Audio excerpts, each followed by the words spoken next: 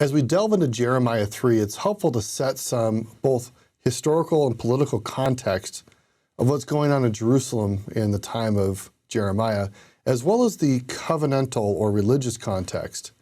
So let's actually begin first with the covenantal context. We might remember this pivotal time in Israelite history where God saved the Israelites from Egyptian bondage, brought them to Sinai, and there he declared, I want to be your God. I want you to be my people. And he revealed a covenant, and the 10 Commandments are kind of the middle portion of that covenant where the covenantal instructions for how to show love and loyalty to God and his people and stay within the covenant was revealed. So it's important to note that that covenant where people are expected to love God and love their neighbor was how the people would prosper in the land. And now they're in the promised land. They've been there for hundreds of years. And it's clear from the record that the people have been struggling to worship God only, to care for their neighbors, to not commit adultery, not kill, and so on and so forth. And God, as the landlord of the promised land, and he has this agreement for people to be in the land, he is under covenantal obligation to remove the people from the land if they do not live up to their covenantal obligations. It's exactly what we see going on throughout Israelite history, but specifically during the time of Jeremiah. And incidentally, as you know, Lehi was a contemporary of Jeremiah. Lehi was living during all these times that were going on in Jerusalem. Let's get to the historical context. You remember that Israel is smack dab in the middle of the crossroads of the Middle East. And typically, Egypt and Mesopotamia were the two major world empires at the time. And they often were fighting with each other, and they would have to cross through the land of Israel or control the land of Israel to get to one another. And of course, all the trade routes go through there as well. And why was there military conflict? Well, whoever controlled the trade routes got all the money. And so Israel often was being conquered or bothered by Egypt or by Mesopotamia. And politically, the Israelites were like, do we turn to Egypt for help? Do we turn to Mesopotamia for help? And Jeremiah has been trying to tell people, and the prophet's been trying to tell people, if you first look to God, if you first stay true to your covenantal obligations to be loyal to God, as he revealed to you at Mount Sinai in the 10 Commandments, he will give you all the blessings of Abraham, Isaac, and Jacob. And God lovingly and persistently has worked with the people. So as we get into Jeremiah 3, we hear God using some very stark metaphors, using a marriage relationship metaphor to talk about how the people have been so persistently unfaithful to him. And he uses this metaphor to kind of rouse their awareness that if you guys are not faithful to me, I will have to divorce you. I will have to send you away, which eventually is what happens to the Jews, as had happened to the 10 northern tribes. They're taken into captivity. And it's because they wanted to worship the gods of other nations. And God says, well, if those are the gods you want to follow, I'm going to send you to those lands that those gods have jurisdiction over. So let's take a look at some of the things that Jeremiah teaches us, that God teaches us through Jeremiah. Let's begin in verse 1. They say, if a man put away his wife, and she go from him, and become another's man, shall he return again unto her? Shall not that land be greatly polluted? But thou hast played the harlot. This is God speaking to Israel. But thou hast played the harlot with many lovers, yet return again to me, saith the Lord. Very interesting. He's saying, in a typical marriage relationship, if somebody goes and gets divorced, and then the wife marries another man, does the first husband go back and say to the former wife, hey, I want you back? Typically not.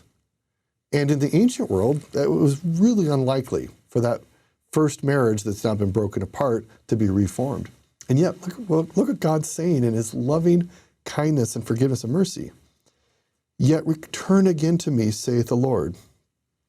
Very interesting. He's saying, I know I had to send you away, but I really want you back. I want to be in this relationship, even though you've been unfaithful to me.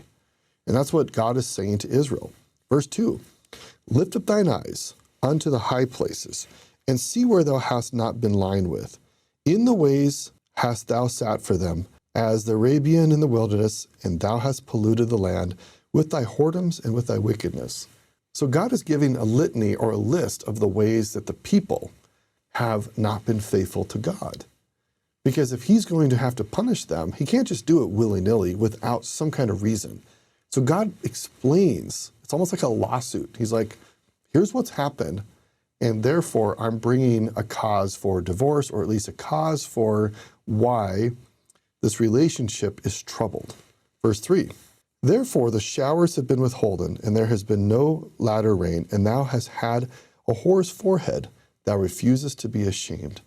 So God's saying, because of your unfaithfulness, I've even had to withhold the blessings of the natural weather patterns that would help the agriculture to grow.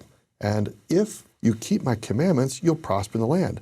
But you have not been keeping the commandments, therefore you cannot prosper in the land. If we jump down to verse 6, the Lord said also unto me in the days of Josiah the king, hast thou seen that which backsliding Israel hath done? Now remember, Israel refers to the 10 northern tribes conquered about 120 years before by the Assyrians. And the Israelites, the ancient kingdom of Israel, the 10 northern tribes, had been backsliding. They had been unfaithful to God. And so they were taken into captivity.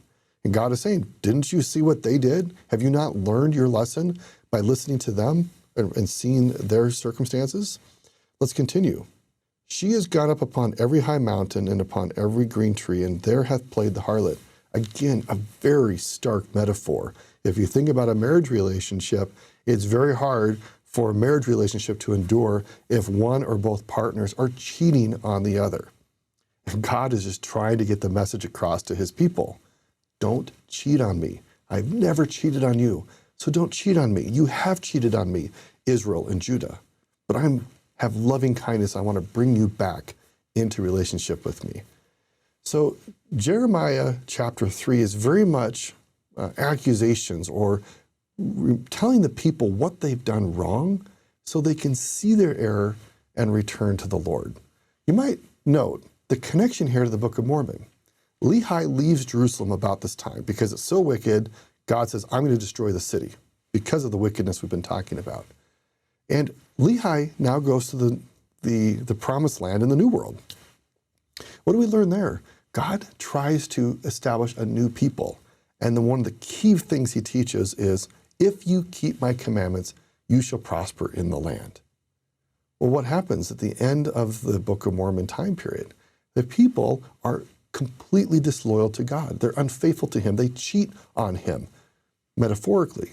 And therefore, he has to remove them from the land, just like he had done to their ancestors back in Judah and in Israel.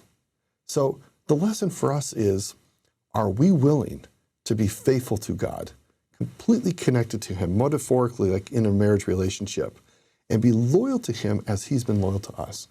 Are we willing to sacrifice our sins, our greed, our anger, whatever it might be, on the altar and turn back to him? Are we willing to have eyes only for God and for no other distractions that may keep us from God? That is the message of Jeremiah 3.